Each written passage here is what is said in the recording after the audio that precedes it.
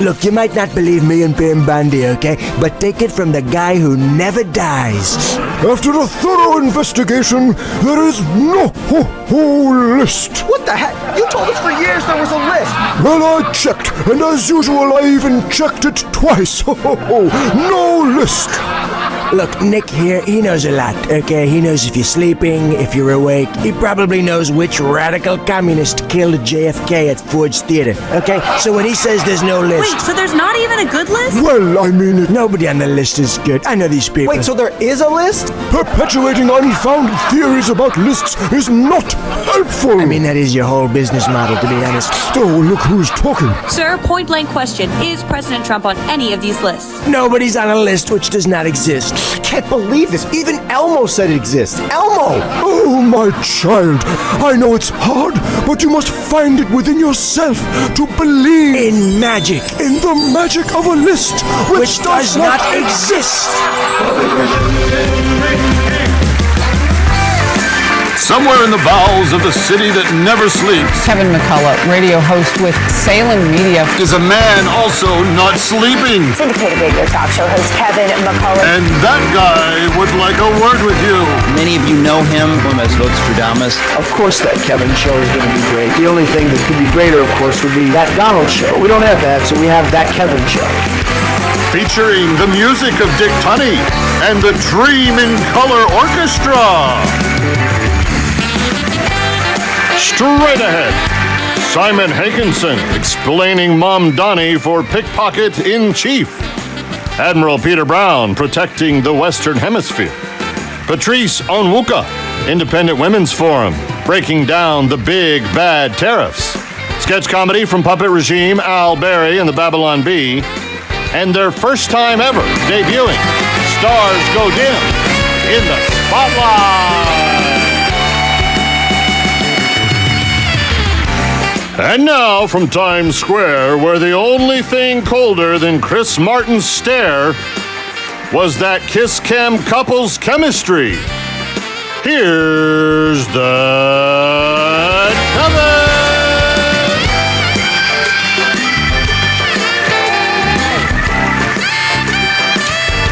All right, happy weekend to you, friends. So glad to be with you. Yeah, you talk about somebody who stepped in it. I don't get, okay, so I didn't know who the guy was, and evidently, I guess Astronomer is a fairly well-known website. I've never looked up anything on Astronomer. I wouldn't have known. But the CEO doodling with the HR head. Is that advisable? Is that wise? I'm not sure that it is. Is that something you would tell the young people to do these days? I don't think so.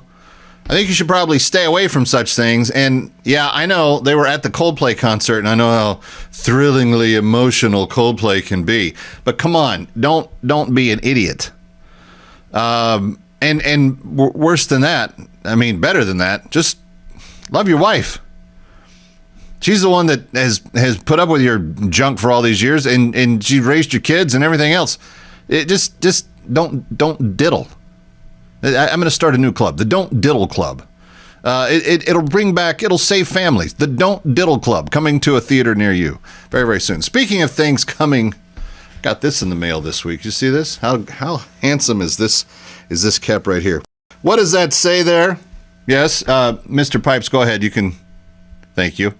Yes, and it's put out by my friends at Prairie Operating Company. You may see them. They're one of the great new sponsors that we have here at That Kevin Show.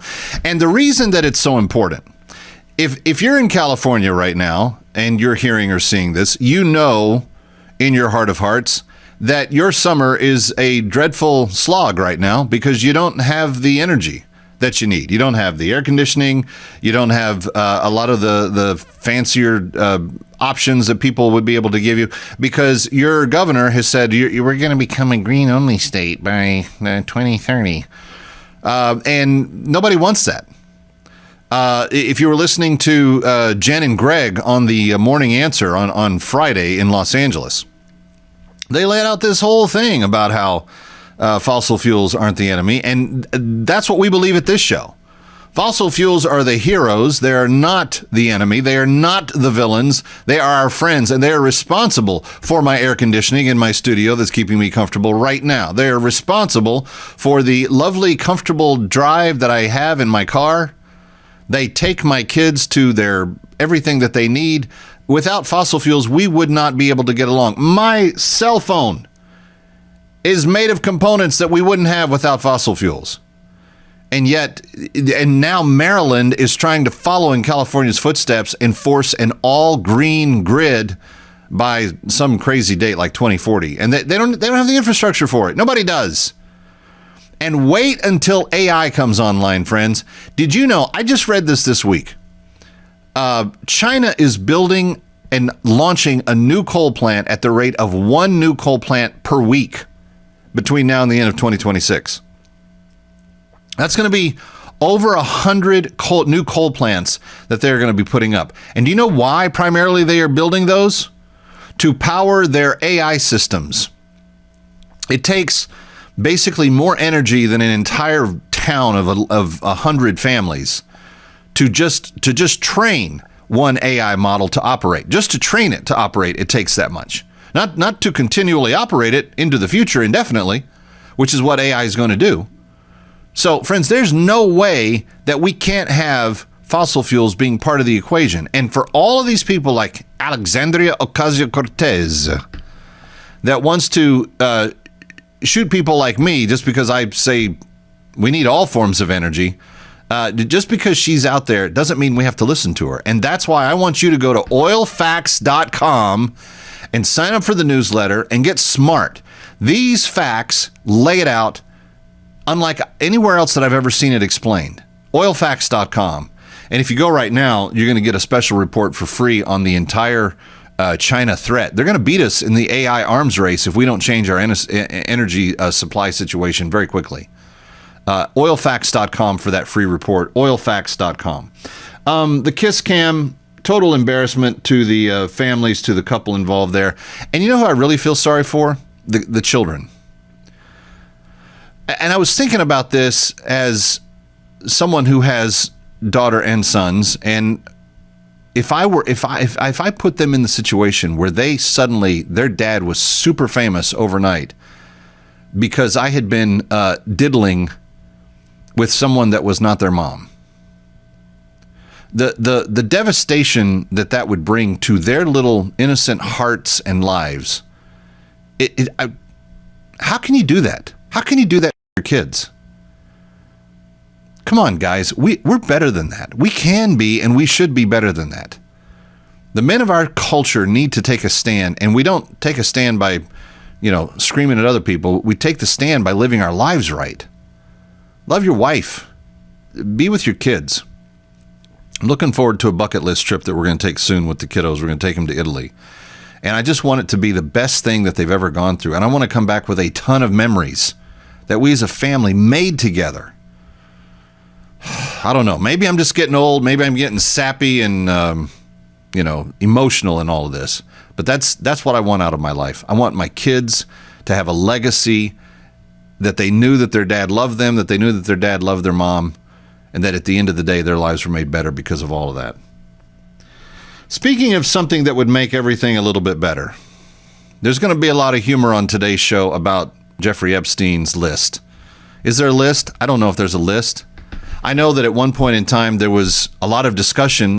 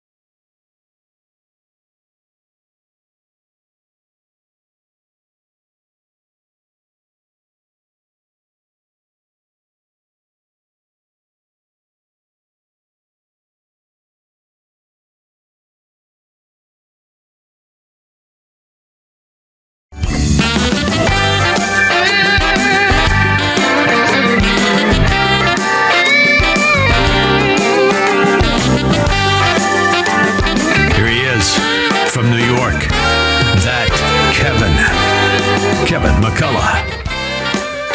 Welcome back to Times Square. It's That Kevin Show, thatkevinshow.com. Glad to have you with us, and very glad to be able to talk through some of the biggest issues of the day. If you've been reading me at townhall.com over the last number of days, I've just been merciless on the issue that I think is one of the most important domestic political issues that we will have ever faced as a country. And yet I feel like we are on the verge of just blowing it big time. I'm talking about the mayor's race in New York City and what electing a Marxist Islamist radical would mean for the nation's largest city. Not only that, the city that had 9/11 happen to it only a few short years ago. Simon Hankinson is back with us from the Heritage Foundation.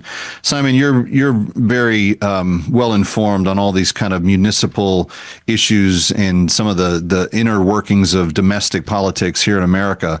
The mayoralty of New York City has impact in a lot of ways on an outsized proportion of the culture, given that this is the media capital of the world, this is the tourist capital of the world, this is the economic capital of the world, and in some ways is just the capital of the world. And yet we're on the verge of seeing someone who is leading in the polls by a commanding lead at present be elected, who is fair to be described as a Marxist, as an anti-Semite, as an Islamist, and as someone who's embraced very radical ideas like globalize the Intifada and others. What are your thoughts as you're seeing the mayor's race in New York City kind of come to form this year? Well, I guess my first thought is I've seen this before. New York City goes through these periodic cycles and reinvents itself. When I was a kid, you went to Times Square, it was porno theaters, it was hobos, it was trash, crime was high, the murder rate was, I don't know, close to 1,000 a year. The city was in rough shape. Debt problems, we all remember Gerald Ford, the famous headline, Ford to New York, drop dead. And then they pulled it around. You had a new mayor.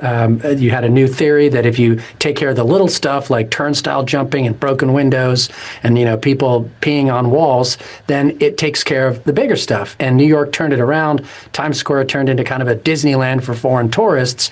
And now I think we're going to watch people who forgot that experiment try something new and realize that it's going to fail. Rent control is the worst way to destroy a city other than a nuclear weapon, according to one Swedish economist. But let me pause you on even your analysis of that, given that when you were a kid and Times Square was a sewer, you didn't have someone who who aligned themselves with the radical destruction of America and our best ally. And in Zohran Mamdani, we have someone who is more, I would say, terrorist friendly than anybody that's ever run for the office. Yeah, that part is new. I mean, New York has always had a reputation and a reality of a very large, politically active Jewish population. And that was such an important the largest Jewish city on planet Earth. Yeah, I believe it is, and you can't win. You couldn't win an election in New York politics, without at least catering to that bloc. Not that they all vote the same way or think the same way, but being an anti-Semite and being against the existence of a Jewish state in the Middle East was definitely not a ticket to electoral victory. But because of the mechanics of New York's electoral system, it's effectively a one-party state. If you win the Democratic primary, your chances of winning the election are really high. So that is a completely new thing to me. Nobody could have dreamt of saying the sorts of things that this guy said on the record. And of course, with the internet, nothing dies 40 years ago and come close to getting to the mayoralty of New York. And even when confronted with it, he doubles down and says, no, that's exactly what I meant. I mean, this is a new, brave new arena of boldness in terms of what I really consider to be an evil version of politics. And here's the problem. You have Mamdani, who with 50,000 volunteers, and how he recruited those, I have no idea, but he's got a ground force the likes of which a presidential campaign would be envious of. And then you've got these two also-rans, the current mayor, who's polling in some polls fourth right now behind the Republican, and the former governor who's disgraced and is trying to make a comeback. Neither of them have the party's imprimatur, and neither of them appear to have the ground game. So will New York become the first city similar to the UK in terms of an Islamist radical coming to power? I think it's a better than even chance. If you look at the electoral math, he's still polling in the upper 30s, I think. And as you say, the other candidates are weak. They're weakened by scandals. In Cuomo's case, a sex scandal, the nursing home scandal during COVID. Where he moved all those vulnerable old people along with COVID patients, and he made some strategic mistakes there and some tactical mistakes. And in any other world, he would have been dead in politics. But when there's nobody else up there, as the French say, faute de mieux. And then Mayor Adams, again, he's underwater with scandals. He's unpopular with the left because he's not a sanctuary city mayor the way they want him to be, like Brandon Johnston in Chicago or Mayor Bass in Los Angeles. But at the same time, he's still a Democrat and he's not popular with people on the right. So, and then Curtis Sliwa is a great guy. I remember him as the founder of the Guardian Angels when I was a kid, been around forever as a talk radio host, but he's polling around 16-17%. So unless all three of them can unite, which would be improbable in New York politics, it does look as if Mamdani has a better than even chance of winning, and we'll get to see this experiment play out. It's not one I'm looking forward to. He talks openly about decommodification of private property. He talks about the giving away of groceries. We just went through the whole defund the police fiasco debate, and he seems to be back on board that train. There's nothing about his domestic agenda for what the city could be that even resembles reality, much less something that would be good for the city to embrace. And yet these are the talking points he's running on. And this is a historical analogy, too. If you look at communist countries, I've been to a few, they don't deliver prosperity and freedom and beautiful things. They deliver ugliness, ugly buildings. Everybody pretends to work and the government pretends to pay them.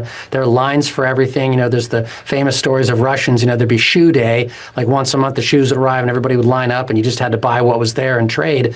Capitalism has a lot of flaws and it does need regulation, but it is the one vehicle that has raised more people out of poverty into prosperity than any other philosophy on earth.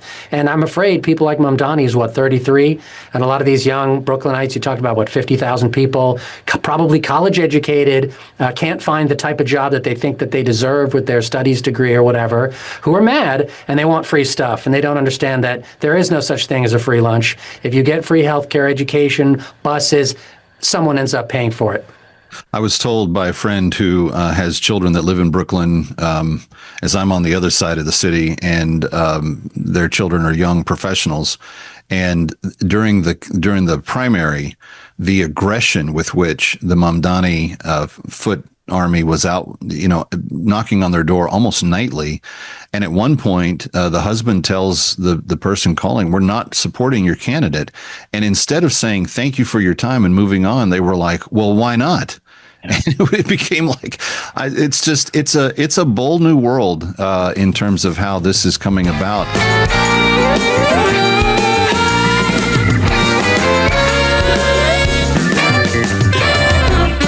Stick around for more of That Kevin. Next, That Kevin Show with Kevin McCullough.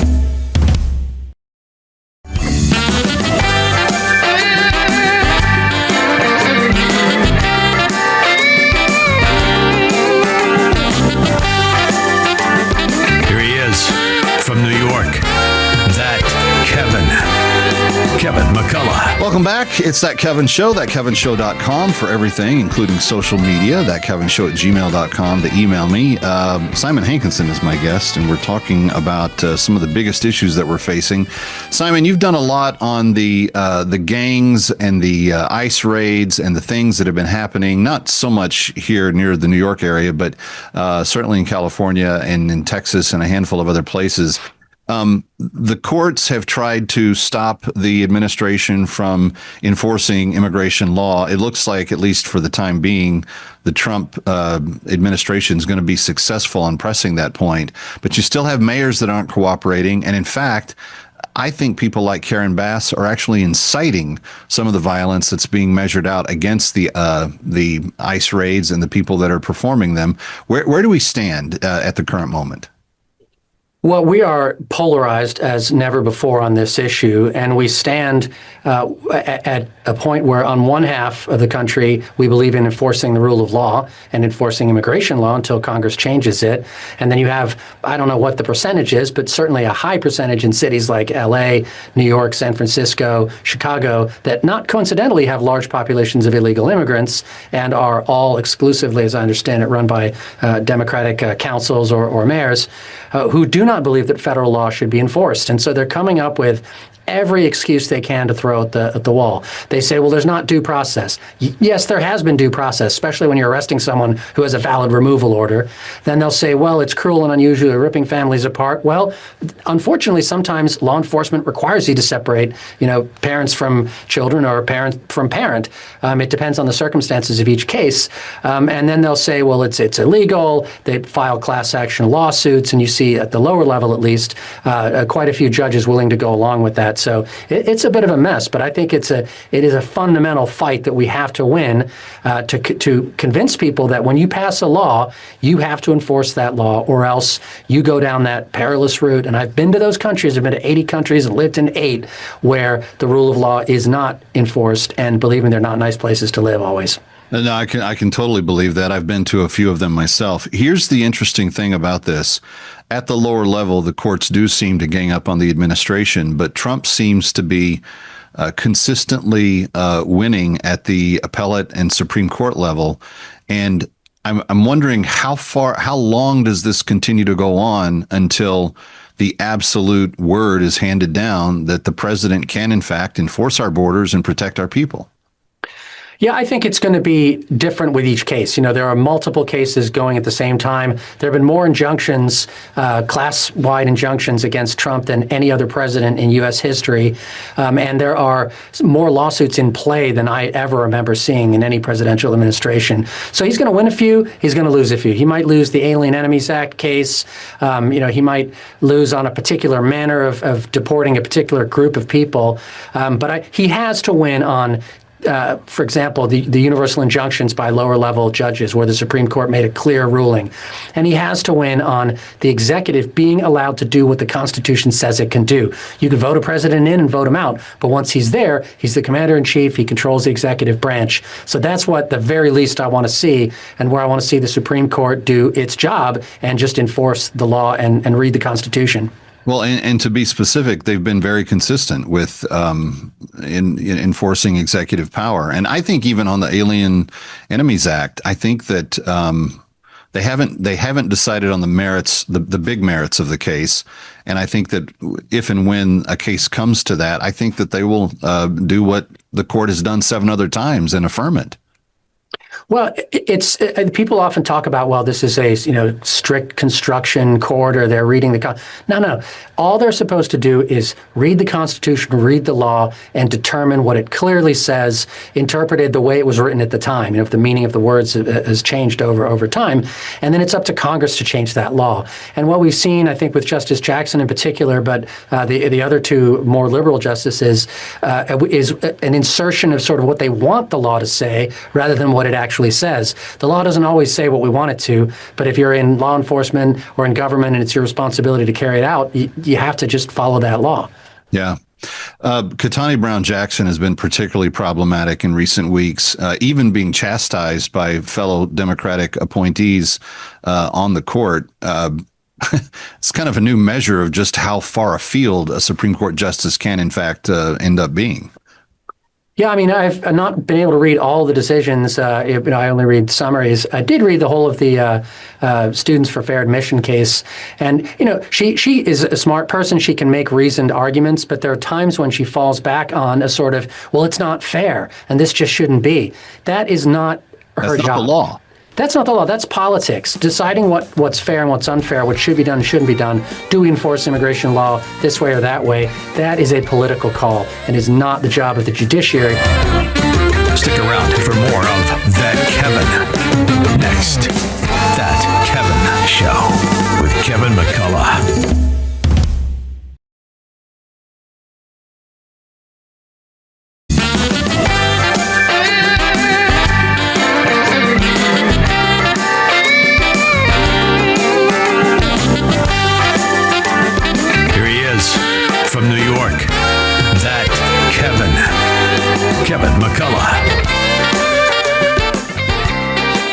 Welcome back to Times Square. Kevin McCullough, hoping your weekend is off and running on a great start, and we just want you to have a great time. It's why we try to mix the fun and the entertainment and other things with this particular show, because look, the week's been hard. You've been plowing through a ton of news, some of it not very good, some of it seeming to just go in cycles over and over again. And so, yeah, we do address serious issues, but we do try to have a little giggle and a little song in your heart all before we're done every weekend. One other thing that I've asked you to do over the years, and that is to help us free and liberate human beings who are actually enslaved and have been for about 15 years. A lot of people don't know this. I just looked this up. Listen to this. 50 million people are still trapped in slavery, modern slavery worldwide. 50 million. Did you know that? Do you know how many millions of people were trapped in slavery at the height of Europe and America's slave habits? It wasn't 50 million. So we have more people enslaved right now on planet Earth than ever before. And the people that we're liberating, the women in northern Sudan who were taken captive by Arab Islamists who do not think of them as people. They think of them as property. They mistreat them. I could go into at length to tell you that the abuse that these women have taken over the last 15, 20 years is just, it's obscene. It's inhumane to our fellow human beings. But what I like about what you and I do together each year is that we kind of just set all of the issues aside, and we don't see race and we don't see color.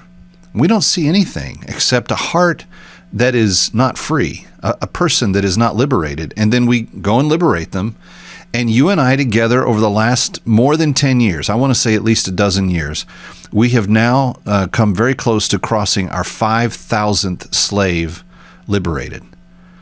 And when you think about that, friends, over that length of time, that's 5,000 human lives that have received their freedom, their liberation, their ability to pick and choose what they want their life to be, not what somebody says it has to be. Not a slave master who beats them if they speak back to him, not a slave master's son who sneaks in and rapes them in the middle of the night, and they're not allowed to protest. It's not somebody who takes a baby away from them after they've been impregnated by one of these slave masters, and they want to raise the child, but the slave master says it's his. These are all the kinds of abuses that they've experienced in their time in captivity. And you and I and our very important partners at Christian Solidarity International, which we wouldn't be able to do any of this without them, they were the ones that basically brought the world together to end the Sudan Civil War. But when the world leaders left and the two nations were created and there was a peace, they didn't liberate the slaves. And there were about 185,000 at their peak. Now, CSI, over the last number of years, our efforts with them and with other people, the total work has been able to liberate about 150,000. But that leaves somewhere in the 35 to 40,000 range left when you consider children. And in the last 2 years, we've been able for the first time to help slaves bring their children with them in liberation. What do they get? They get a bag of hope. They get a bag of what they need, a year's worth of food. It's more than a bag. Year's worth of food, year's worth of grain to plant a following year's worth of food. They get all the utensils they need to cook, clean, fish, and sometimes even hunt with. They have things to protect them from the elements, tarps and blankets and things that will keep them warm in the cold. And then they have things like water filters and different feminine hygiene products that they may need, etc. This is all included in what's called the Bag of Hope, and when you give, you help make that happen. Take a listen to this. My name is Nanya Newt. I was about 15 years old when I was captured. My mom had spent the last few days teaching me all about what it meant to be a good wife and a mom, showing me how to cook and sew. She had hoped I would get married in the future. One day I was out collecting firewood, and that was when the Arabs found me and captured me and took me to Sudan without the chance to tell my family goodbye. It took me many days to walk the complete journey. They gave us boiled sorghum as we went, and the men that had been captured with us faced grave dangers. They were considered to be spies, and most of them were killed right in front of us. Upon arrival in the north, I was sold to a master in Miriam village, and then I was sold almost as quickly to another Arab in McCullough Gate. He made me work for his family, sweeping the compound and washing the dishes. They worked me long and terrible hours, pounding sorghum, fetching water, and then they said in order to be a good Muslim woman, I would need to be circumcised. I was held down as it happened, and then I was forced to marry. Against my will, they forced me to work even when I was sick. And if I did anything that made them angry, they would beat me. My master never bought me any clothes, never paid me for any of my work, and barely ever fed me. Then one day, I heard about a CSI retriever, and I ran to find him in the town. As it turned out, they were freeing slaves in my region, and they had not known about me. But I think God allowed me to find them because they brought me home. We walked that same journey back to South Sudan. And today I thank God because I am free. I thank the Arab retriever because he helped. I thank CSI and for those who gave. I cannot thank those of you who gave money to help us become free ever enough in all of my life. But I do hope that my prayer is answered, that we will not stop until they are all free. Women that are in captivity, with some with children, that we could liberate right now. 888-342-1010, 888-342-1010, or just go to bringherhome.org, bringherhome.org.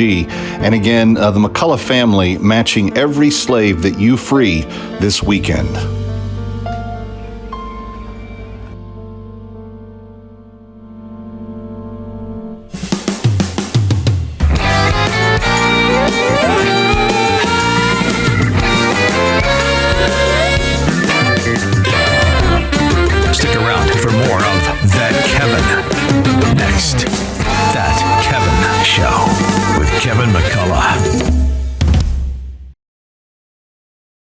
The Epstein files are literally on my desk right now, and I'm about to review them to make sure they're all here so I can release some of them. Just make sure you have all the files before releasing them. Otherwise, this will just seem like a huge publicity stunt. Well, it's too late for that. I already gave some of the files to the influencers, and now they're with the photographer. Now be quiet while I open the files. Oh, damn it. Those pigs rickrolled us. What are you talking about? They're basically saying they'll never give up the Epstein files. That means they've probably destroyed them all, and there's no reason to think we'll ever get to release some of them again. We have to get to the bottom of this. We have to know who's tampering with the Epstein files. You're right, Cash. I can go to the FBI office in New York and recover whatever files they have left, and then I can release some of them. That's it, Adam Schiff. Come on, my little pocket piggy. Eat the Epstein files. Not this one. We can send this to Pam. It's just a list of reputable dry cleaners, but I redacted the Chinese ones. Stop what you're doing! Pam, you don't understand. We have to get rid of them for a good reason. If these got out, it would look really bad for us. Shut your mouth and keep eating, my little piggy Adam. He's right though, Pam. If these got out, it would look really bad. Jeff, I thought you died. I did die, but I can manifest in this form because people like my little piggy Adam carry on my legacy. Well, that's why we want to release some of the files, so we can end some of the legacy. You have to let me expose some of the truth, and I demand you put the rest of some of the files on my desk by tomorrow morning. I sympathize with you, Pam, but I can't do that. But I'll tell you what. This is a list of caterers I recommend for private parties. It's not important information, but you can release some of it.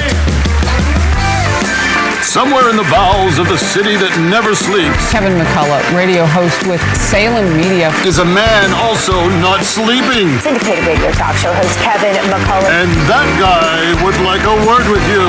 Many of you know him as Nostradamus. Of course that Kevin show is going to be great. The only thing that could be greater, of course, would be that Donald show. We don't have that, so we have that Kevin show. Featuring the music of Dick Tunney and the Dream in Color Orchestra.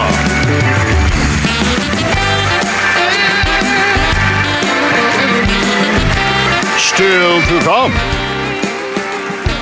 Admiral Peter Brown and protecting the Western Hemisphere. Patrice Onwuka on Trump's big bad tariffs. Sketch comedy from Al Berry and the Babylon Bee. And its stars go dim as they return to the spotlight.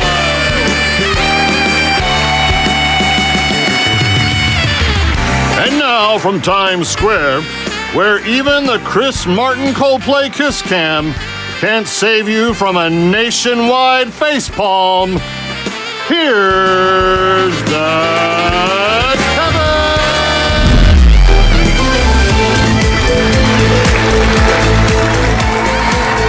For a Simon Desk weekend, I'm Kevin McCullough. We begin with California, where federal agents raided a Home Depot and didn't find discounted lumber. Instead, they found 11 illegal migrants hiding. One of them had been arrested 67 times. 67. At that point, forget bail. You just get a punch card. Book 10 stays, get your 11th for free. Speaking of bulk deals, one advocacy group CEO just admitted he offered $20 million to hire anti-Trump protesters. That's not democracy. That's protest as a service. Who knew activism came with benefits and even a 401k?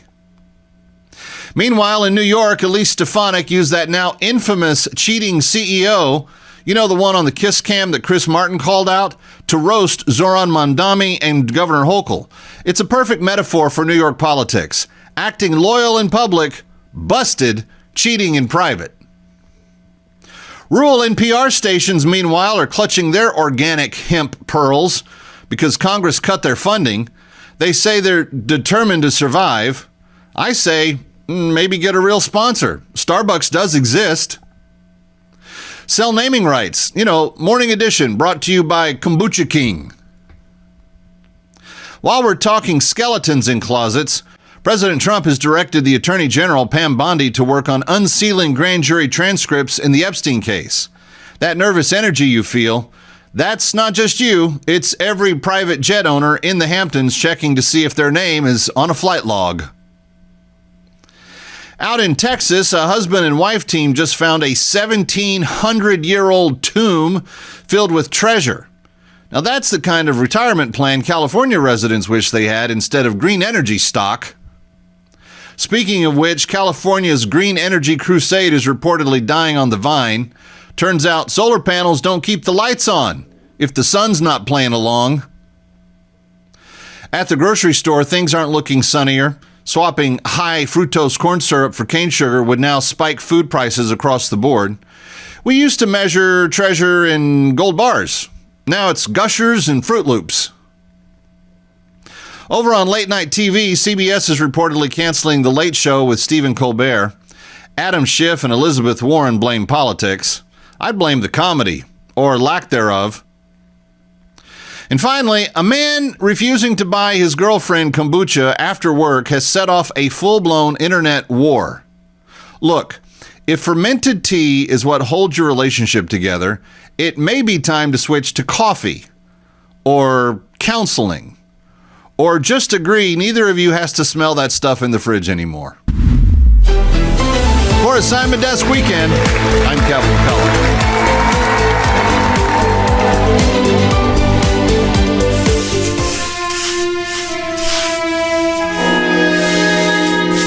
Sehr gut. Sehr gut. I'm a time traveler from the year 2025, and I've come here to kill you, Hitler. Oh, not again.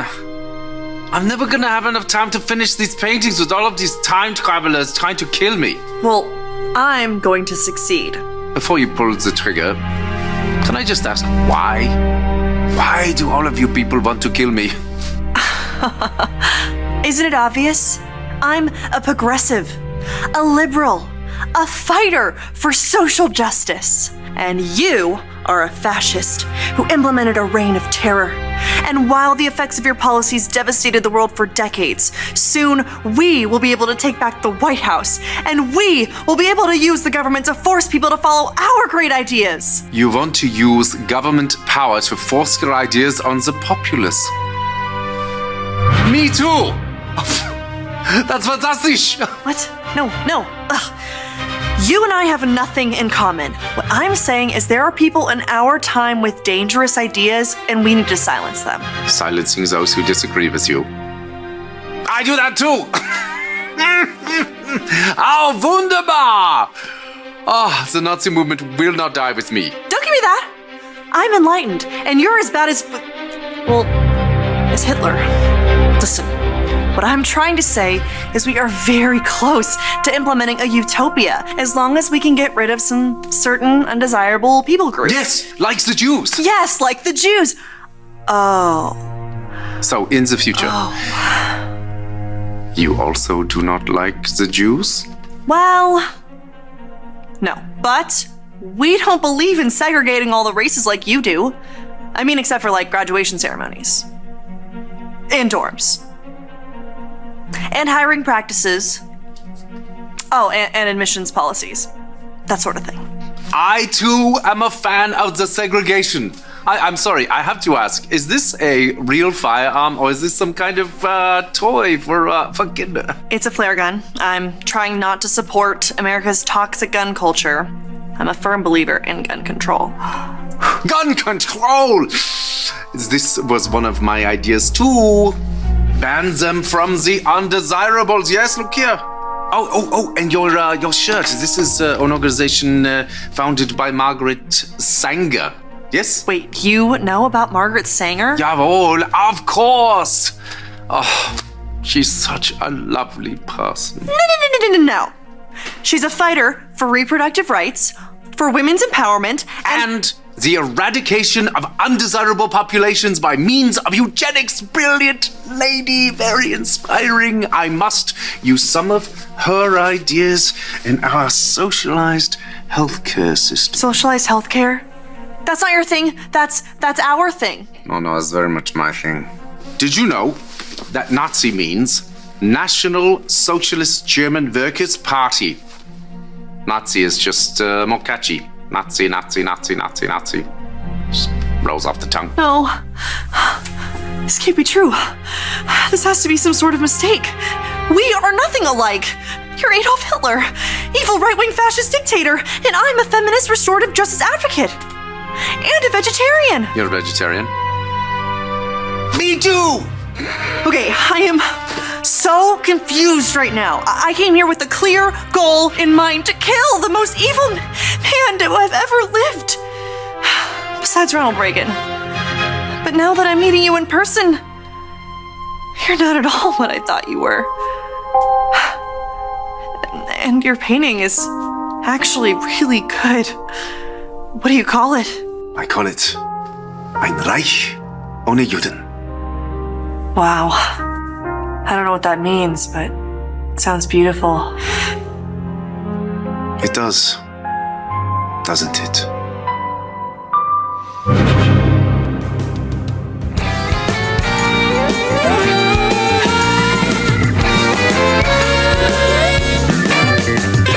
Ready or not, we'll be right back. That Kevin.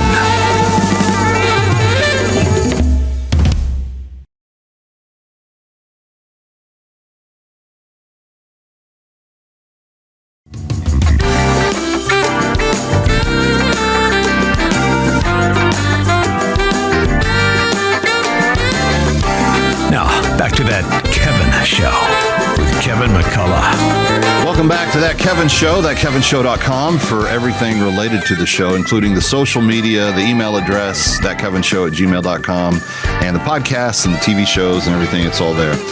You know that I like to talk about America First all the time, but America First Policy Institute continues to do great work across a broad spectrum of areas of interest that the American people care about. And their newest teammate is former Rear Admiral Peter Brown, who had a couple of special assignments in his last couple of posts for Trump 1.0, but he is now the retired Rear Admiral that joins as Senior Fellow of Security for AFPI. And we are very honored to have him here for the first time at That Kevin Show. Admiral, it's good to see you. Well, thank you, Kevin, and thank you for supporting the principles of America First Policy Institute. We do really advocate for America First, both domestic and foreign policy, And my role now, joining the Western Hemisphere Initiative for Western Hemisphere Security and Maritime Affairs, is to look at an area that even Secretary Rubio said has been too long neglected by previous administrations. And it's very rare that something happening in the Western Hemisphere is national newsworthy. But people need to pay attention to it because it is our neighborhood. The relationships with the countries of the Western Hemisphere, every one of them is the most important foreign relationship to that country, even if they may not be the most important to us. So, for example, Colombia's most important foreign relationship is with the United States. Costa Rica's most important foreign relationship with the United States. Just like I might say, I do a lot of business with Costco. Costco doesn't do a lot of business with me. Right? From a proportion standpoint, these relationships are very, very important. And we've really struggled over the past several administrations with giving the proper attention and respect to those relationships that they merit. For example, we haven't had an accredited ambassador in the Bahamas in over a decade. And it's seen both as a sign of disrespect to the country, but it's also seen as a vacuum by other countries like China, who want to exert influence in our hemisphere, and they do so in a variety of ways. Why have past presidents not felt it was more important? Because your explanation of it makes total sense. And by the way, if you need a volunteer for the ambassador's job in the Bahamas, where do I fill out my application? You'd have to run through a very large man named Herschel Walker. He's doing a pretty good job right now, I guess. No, but I want to get to this because you bring up a very, very valid point. Almost none of the countries in our hemisphere are all that important to us, Canada and Mexico being the most. But when you think about where we always spend our focus, media and discussions otherwise, it's always China, it's always North Korea, it's Iran, it's Russia, it's Ukraine, it's Israel, it's, all the stuff that's going on outside of our hemisphere. And China is more than willing to exploit our hemisphere, our backyard, our backyard neighbor, to advance their objectives. Yeah, and China does so, and they do it in part because within the United States for a long time, we've just perceived that everything is okay in the Western Hemisphere. We can travel relatively easily. There are very rarely are there shooting wars. Colombia with the FARC and the ELN would be the most prominent recently. But it's a little bit of neglect. I used to, as a military officer, I would train officers that anybody can recognize when something is going wrong. There's a fire, there's an explosion, there's something else. I need you to recognize when something is not quite right before it becomes an emergency. And we just haven't been paying that level of attention to the Western Hemisphere. Thankfully, Secretary Rubio, very first trip was there. One of his very first op-eds and speeches was about how we are no longer going to neglect the Western Hemisphere. It is important. We're not only going to exert American leadership in the Western Hemisphere, but we want to have hemispheric security.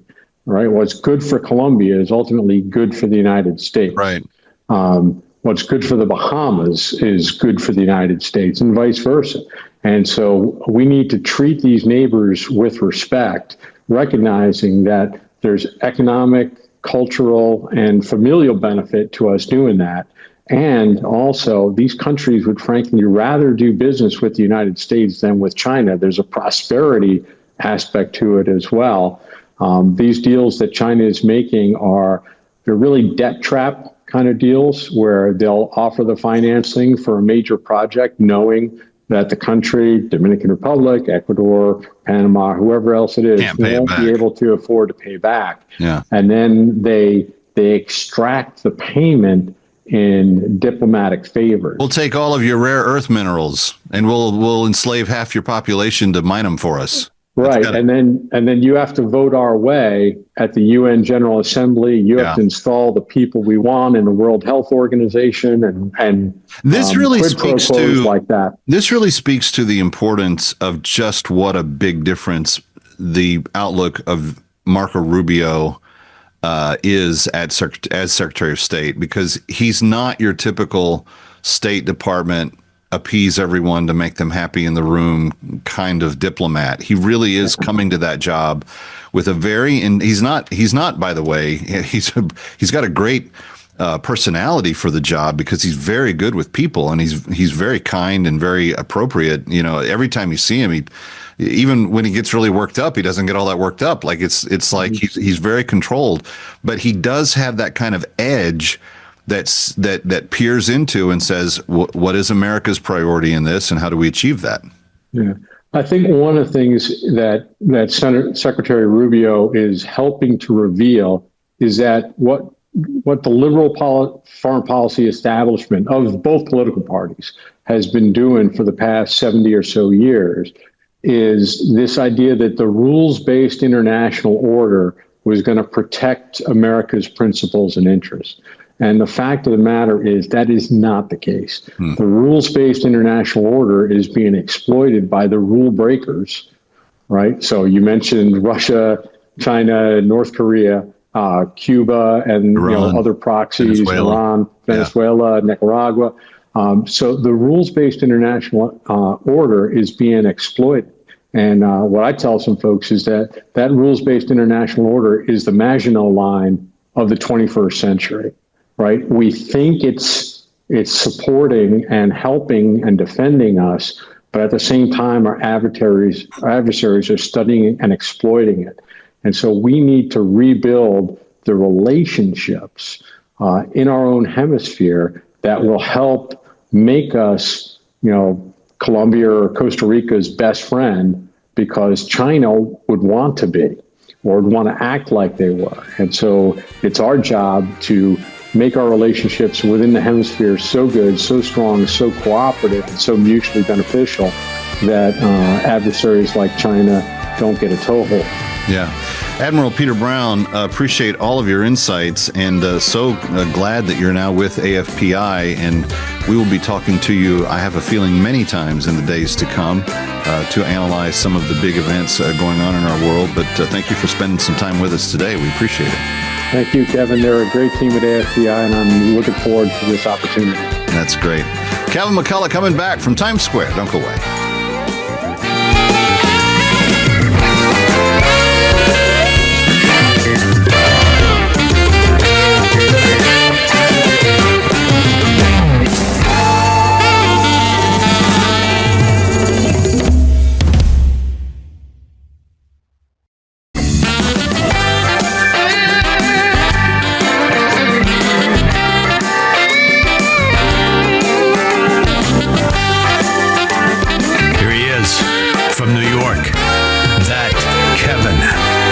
Kevin McCullough. All right, Kevin McCullough, That Kevin Show, thatkevinshow.com for everything related. Patrice Onwuka is back with us from the Independent Women's Forum. And Patrice, recently there have been some revelations, if we can say that, about Trump's big bad tariffs. We've had the big beautiful bill, the big bad tariffs that were supposed to destroy, what was it? The people shopping at Walmart weren't going to be able to afford anything anymore because Chinese crap was going to be 400 times more expensive or something along those lines. Now that we have a little bit of a track record, 6 months or so, what are the tariffs doing? Well, not surprisingly, the tariffs are actually raising money to the tune of over $100 billion and counting. It's probably into the 200 billions at this point. But also, the tariffs are not drastically raising prices across the board as they had been expected and predicted. And Kevin, I actually think this may be a rewriting of some economic theory, which generally has always been appreciated or suggested that tariffs are a tax on consumers. They suddenly get passed right along to a consumer. But we haven't seen that. And so the Council of Economic Advisors this week released new data looking at one of the more core measures of the inflation rate, not the headline that we read every month, but a much more underlying one. And they have found that where there is inflation, it is not in the imported goods. Well, you would expect that that's where it would be, right? Because we're paying because of the tariffs, many of which have not been instituted quite yet as the negotiations have gone on. But there's been an expectation that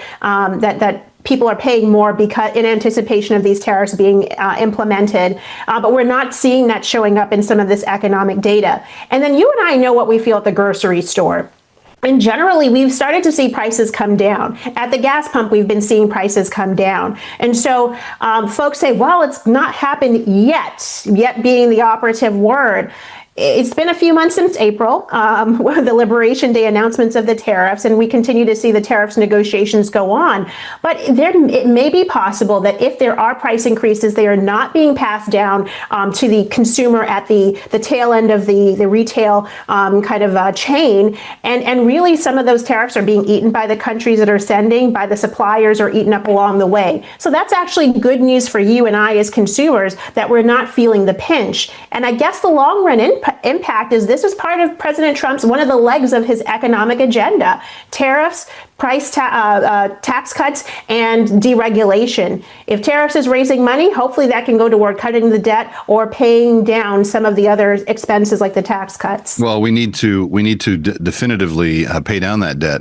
But here's what I want to get to, that I and maybe I've made this point with you in past conversations, I'm not sure, but tariffs were not just used as a tool of affecting price, right? Tariffs are a negotiation technique for more than one thing to happen. Number one, for the nation that's instituting them to come up with some sort of reciprocity for American goods to make it easier for us to access their markets and have more profit from what we sell in their markets. So that's kind of like the top rung kind of impact of what tariffs accomplish.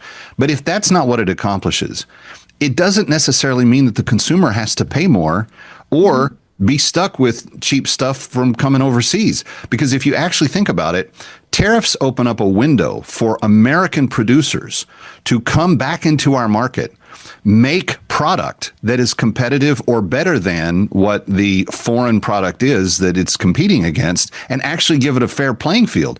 I've heard from so many small companies, small operators in America that are thankful for someone telling China, you're not just going to get to sell your cheap stuff for free anymore, because now my handmade stuff, my locally sourced product, the stuff that I'm making, my widgets, my gadgets, they're going to see the light of day on store shelves.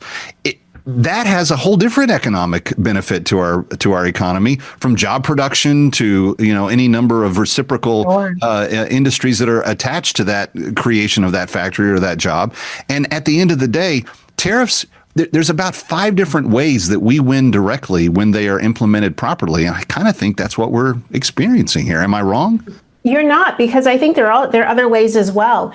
Tariffs there are a lot of non-tariff barriers that make it difficult for American companies to operate overseas. And so in China, for example, there's around intellectual property. There are ways that you could, as part of the negotiations right now, the Trump administration is saying we're going to take some control over how you've stolen our intellectual property, copyrighted those things, overtaken the copyrights, or other barriers that a lot of countries put up, quotas on how many things, products can be brought into this country, really high, unnecessary regulations on the goods that American companies produce that make it really difficult to compete in a global market. So there's that.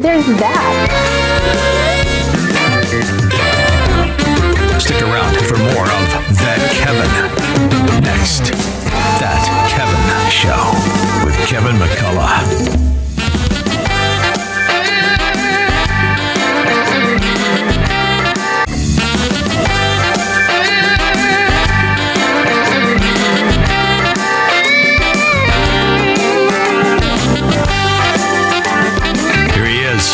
From New York, That Kevin McCullough.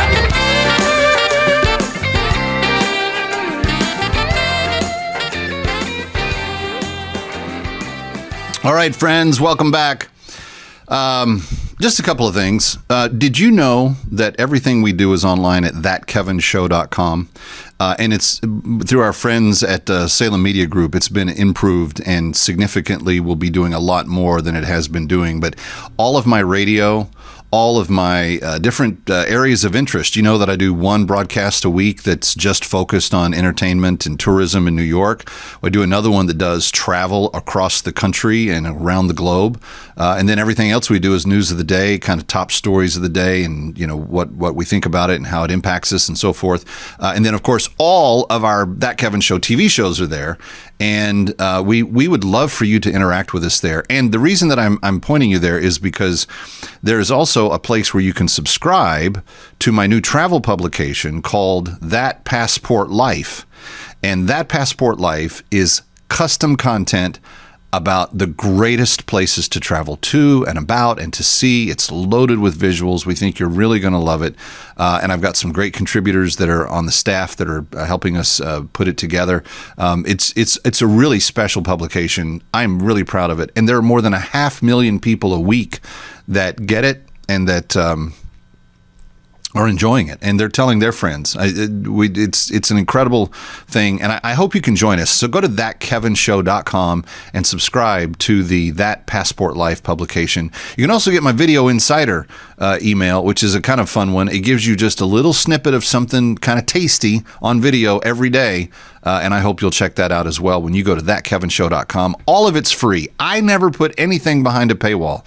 None of the podcasts, none of the highlights, none of the newsletters, nothing. You get everything from us at gratis. We just want to get the information in your hands and hope that it will be of help to you. Now, I want to say thank you to those of you that have been joining us on the journey for helping us liberate slaves this year. In Sudan, where we've spoken for them. The liberations kind of happen at kind of key junctures throughout the year, and we can't ever tell you the date ahead of time. We can tell you when we've completed one, but we can't tell you ahead of time because we don't want to jeopardize the negotiations and everything else. But Northern Sudan has 185,000 women and children in captivity at the peak of the Sudan Civil War. We've gotten that number down now to roughly 35,000, we think, somewhere in that neighborhood that still remain in slavery. And Christian Solidarity International, my good partners on this, have been the only people that have been speaking up and doing anything about it. Well, having said that, we are trying to liberate another 208 of those human slaves. We know their names, we know they're at, we know how to go and help them not only be free, but then we will resource them. We will give them a year's worth of food. We will give them a year's worth of seed. We will give them an additional set of utensils to cook and clean and fish with. There's for the women, there are feminine products that we make available. There are things that they need to just get by in life, like tarps and blankets. But then there's also a little she-goat that they get that will help them not only make cheese and milk and stuff like that, but then they can breed and sell the kidlings to other people and have like a little job, a little source of income for their family. So we hope that you will help us accomplish all of that. 888-342-1010 is the number, 888-342-1010. If you call, it costs $250 to help one woman. There are 208 on our list, but now that number's down to 177 because of the 31 that have been spoken for. Over the years, we've liberated almost 5,000 of these women, and now even some of their children have been freed as well. So will you help us? 888-342-1010. Listen to how it impacts their life.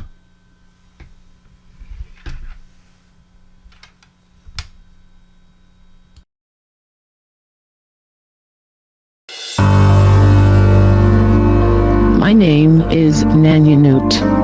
I was about 15 years old when I was captured. My mom had spent the last few days teaching me all about what it meant to be a good wife and a mom, showing me how to cook and sew. She had hoped I would get married in the future. One day I was out collecting firewood, and that was when the Arabs found me and captured me and took me to Sudan without the chance to tell my family goodbye. It took me many days to walk the complete journey. They gave us boiled sorghum as we went, and the men that had been captured with us faced grave dangers. They were considered to be spies, and most of them were killed right in front of us. Upon arrival in the north, I was sold to a master in Miriam village, and then I was sold almost as quickly to another Arab in McCullough Gate. He made me work for his family, sweeping the compound and washing the dishes. They worked me long and terrible hours, pounding sorghum, fetching water. And then they said in order to be a good Muslim woman, I would need to be circumcised.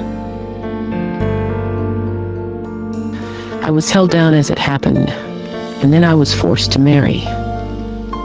Against my will, they forced me to work even when I was sick. And if I did anything that made them angry, they would beat me. My master never bought me any clothes, never paid me for any of my work, and barely ever fed me.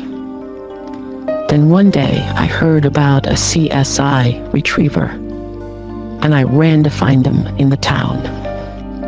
As it turned out, they were freeing slaves in my region, and they had not known about me.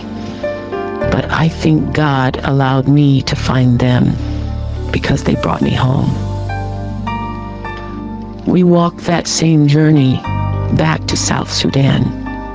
And today I thank God because I am free. I thank the Arab retriever because he helped. I thank CSI and for those who gave. I cannot thank those of you who gave money to help us become free ever enough in all of my life.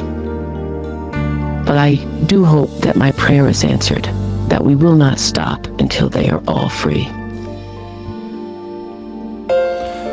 Friends, you've helped us free 31 so far, but there are another 177 women that are in captivity, with some with children, that we could liberate right now. 888-342-1010, 888-342-1010, or just go to bringherhome.org, bringherhome.org. And again, the McCullough family matching every slave that you free this weekend.